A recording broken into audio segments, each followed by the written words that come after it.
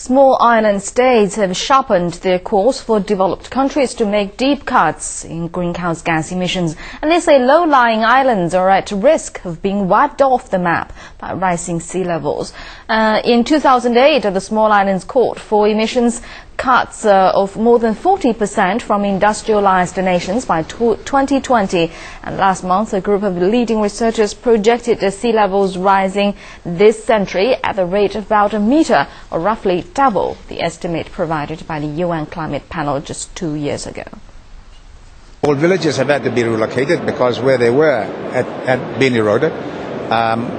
Every second week, which is when the high tides come in, what we experience is communities being dislocated. Every so often, just before coming out, there were complaints that representations to government to do some damage repair. And so the people are feeling it, the communities are experiencing the hardships. And the question that we face is how can we deal with this?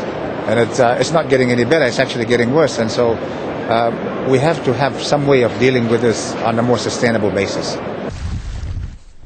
Many of the African leaders had their say this week at the Copenhagen climate talks, now with less than 24 hours to go.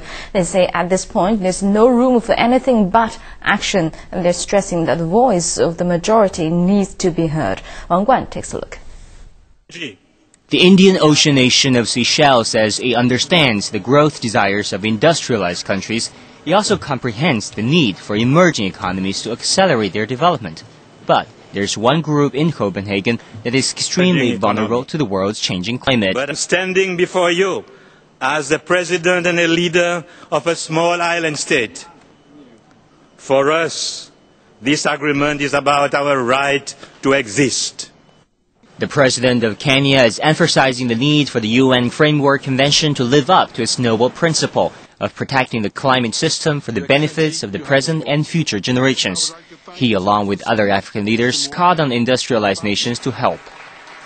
The estimated cost for green energy production in Kenya is $25 billion over the next 21 years. This will require a transfer of technologies, financing, and capacity building.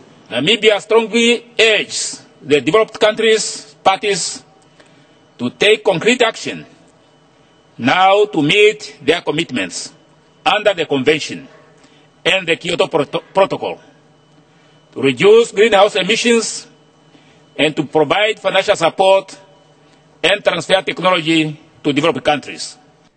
Delegates say that in negotiating any future agreements this week, the world's leaders must ensure that they do not lose sight of the key tenets of the UN Framework Convention on Climate Change, which stipulates common yet differentiated responsibilities. Wang Guan, CCTV. We've been watching News Hour. Coming right up. Taming the Taliban, the first wave of soldiers from President Obama's new troop surge leaves for Afghanistan. And deep shots, researchers in San Francisco display photos taken of an underwater volcanic eruption near Samoa.